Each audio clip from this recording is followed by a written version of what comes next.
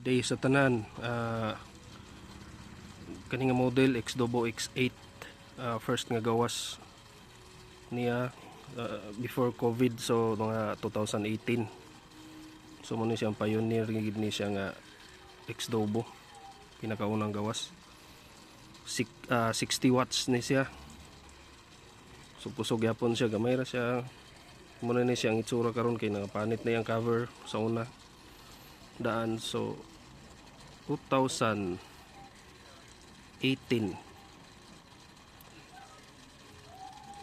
almost 7 years na ni siya sa kuha. Hangtod karon boy pa. So quick test tani.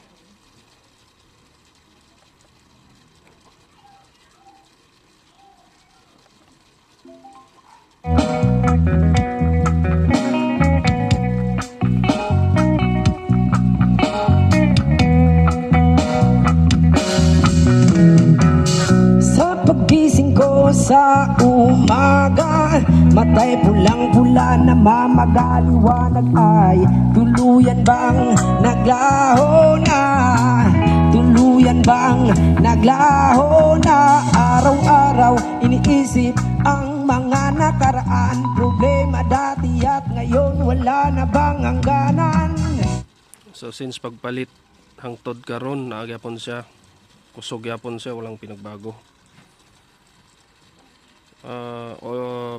Pila ka oras mga naani siya sa 6 to 8 hours, ay malubat depende sa volume ug kusgan nimo mo dali ra gid siya.